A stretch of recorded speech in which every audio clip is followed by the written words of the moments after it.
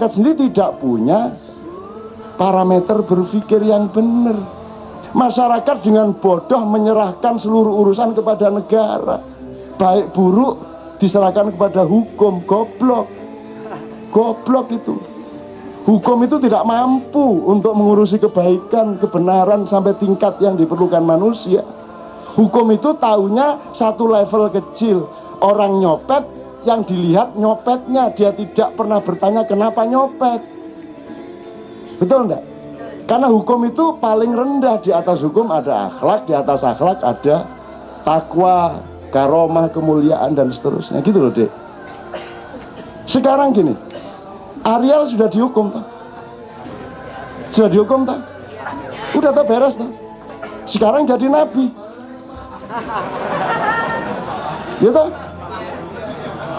Sekarang menjadi orang besar. Sekarang menjadi selebritis nomor 1.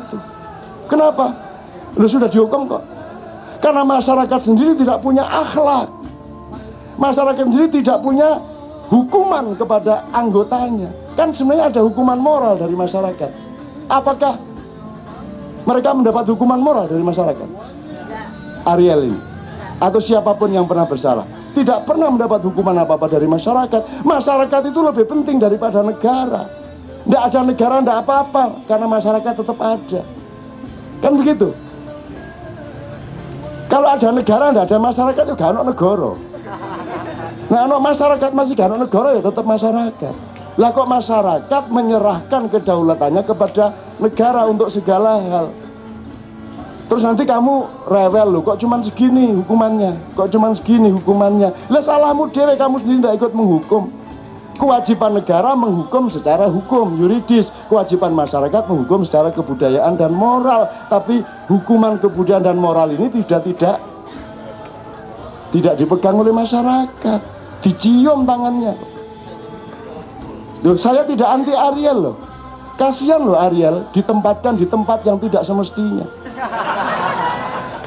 Maka kalau saya menyebut Noah, saya tidak Noah. Itu Noah, jelas Noah loh, Noah gitu.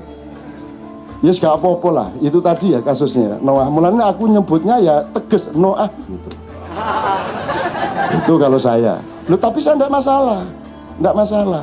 Nah anjane kon koyak ngono ya monggo sak karepmu gitu loh Mas ya. Jadi ngerti ya Mas ya. Pokoknya Anda yang saya sebut kesehatan letaknya di dalam berpikir yang benar. Kalau berpikirmu tidak benar, itu calon sakit sudah. Kamu lihat aja. Dalam bidang apa saja. Termasuk tentang badanmu sendiri. Gitu loh Mas. Berpikir benar itu ya belajar setiap hari. Dinilai kayak tadi itu. Mana primer, mana sekunder, gini itu baik atau tidak. Kan sekarang orang udah nggak tahu bahwa itu jelek. Orang udah nggak tahu bedanya kapan malu, kapan bangga. Terus kata para wartawan, budaya malu sudah kikis kan gitu. Itu kan outputnya. Inputnya kan tidak memiliki ilmu, tidak memiliki cara berpikir untuk membedakan kapan kamu bangga dan pada peristiwa apa kamu malu. Sekarang kan ketika dia seharusnya malu malah bangga kok. Ketangkep korupsi. Ngene. Lagi neng pecah ndasa iki. Jadi tiap hari kita pecah kepala kalau kita tidak pinter-pinter mengelaborasi kembali secara intelektual. Jadi tiap hari kita harus melakukan perjuangan di dalam kepala kita sendiri. Kalau enggak kan bingung kita. Tasbih itu utamanya dipakai oleh koruptor yang sedang diadili. Betul enggak? Begitu ketangkep kudungan, begitu ketangkep kupuluanan begitu. Jadi Gusti Allah gedek-gedek arek-arek iki. Oh alah, selamat aku iki sabar. Nek gak sabar wis tak ganti karo umat liyane. Kan ada ayat begitu. Saya sudah tak ganti kon di dapur. Ya anu bedes ae sini dunya bedes ae wis gimana menungso koyo ngene anu bedes ae gitu. Bedes itu monyet. Makanya kalau Allah tadi kan ada yang protes kok dikutuk jadi batu kok tidak jadi sadar. Ya itu kan niru Allah. Allah kan mengutuk jadi kera kan gitu kan. Kera atau ada yang kirodatan khosyiin itu kan karena syirik kepada Allah, sombong kepada Allah dikutuk menjadi kera kan gitu. Itu kan Allah ndak apa-apa kalau dia mau ngutuk jadi apa-apa. Dan Allah itu yang goda. Wong yang dikutuk itu di sana ndak ada kera, kok dikutuk jadi kera. Itu kan ndak takut mereka. Ya Brang ya. Yang dikutuk itu kan orang Yahudi. Ya toh? Di sana ndak ada kera. Terus dikutuk jadi kera kan sih dikutuk dilang-dilang apa maksudnya? Kan gitu kan? Kok nggak ngerti ada kera? Jadi itu memang Tuhan sengaja untuk menunjukkan kepada Anda bahwa yang dikutuk itu sebenarnya bukan orang Yahudi, itu orang dari daerah tropis yang mengembara ke sana. Pada momentum lain mereka meminta kepada Musa, Musa kalau memang kamu itu nabinya Allah, mbok kamu itu mintakan kepada Allah makanan yang pantas, mosok kurma bendino esuk kurma, awan kurma, bengi kurma, mbok sekali-sekali kacang bayem. Lho sing disebut iku makanan kita, bayem, kacang adas, brambang. Di Quran loh itu. Di Quran itu 4 macam makanan, sayuran, buah-buahan yang ada di tropis, terutama di Pulau Jawa. Lho arek endi iki kan ini kan? Arek endi? Jadi kalau kamu kutuk-kutuk Yahudi ku guyu dhewe. Gusti Allah le dapurmu iku sapa? Kon iki sing tak dadekno bedas ya kon. Nah, makanya sekarang kera itu ditaruh di Pulau Bali di Sangeh itu.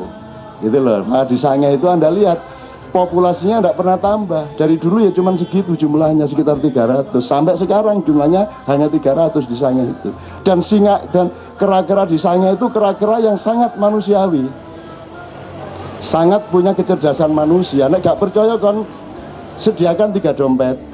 Yang satu isi receh, ewon gitu ya, 1.500, 100 buah. Langsung dibuantung, disuawat nomene. Kalau di kamu isi ratusan ribu, ada 5, ada 10 gitu ah. Nanti diambil ratusan ribunya, terus dia antarkan dompetnya ke Anda. Loh, itu masuk bedas ya, Pak, uang ini. Nah kalau isinya dolar, wah itu ngueneng ini langsung deh. Loh, ayo besok ke Sangeh kamu, ayo sediain 3 dompet itu. Kamu lihat, kamu nggak tahu, kamu merendah-rendahkan orang janjane ya awake dhewe iki. Mulane setan-setan itu kan berontak di sana itu. Jamaah haji Indonesia itu banyak tidak berkah, tidak jumlah jamaah haji tidak memperbaiki kehidupan di Indonesia toh. Itu karena setannya di sana juga agak didengarkan sama Tuhan. Begitu jumroh, setannya langsung bengok-bengok nang langit. Niki karepe yen apa padha-padha setane kok bandem-bandem.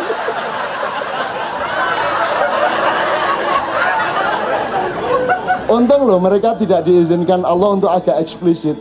Kalau eksplisit itu mereka mesti demo bikin tulisan-tulisan sesama setan dilarang merempar. Ya apa kon?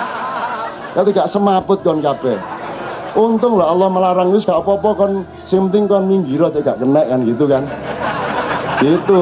Kalau setan diizinkan demo bayangin. Terutama Dadang pemimpinnya paling depan itu. Lu jangan rendahkan setan, saya pindah ke Dadang, jangan rendahkan setan. Setan itu orang makhluk Allah yang sangat menderita. Makanya kurus toh. Karena dia tidak diberi kesempatan untuk menjadi manusia. Dia diberi peluang hanya untuk menjadi trainernya manusia. Dia orang yang mengkursus manusia untuk menjaga dan membangun akhlaknya. Dibutuhkan sparring partner yang namanya iblis dan setan. Nah mereka tugasnya tugas yang penuh penderitaan. Maka mereka tidak masuk surga, tidak masuk neraka. Nggak ono ceritanya iblis dijanjikan Allah masuk neraka. Yo gak kerasa podo genine kok. Kan begitu. Jadi Dadang itu menjalankan Islam secara kafah. Karena dia sepenuhnya menjadi Dadang. Seadanya ya seperti itu. Kafir loh. Kafir itu artinya petani loh. Angel meneh tadi. Kafir itu artinya menutupi, cover bed. Cover bed itu kain untuk menutupi kasur. Jadi Kata kafir sudah menjadi bahasa Inggris, cover, bed, to cover, itu untuk menutupi. Yang melakukan namanya kafir. Kalau pekerjaannya kafaro yakfuru, adjektifnya kufron, kan gitu kan.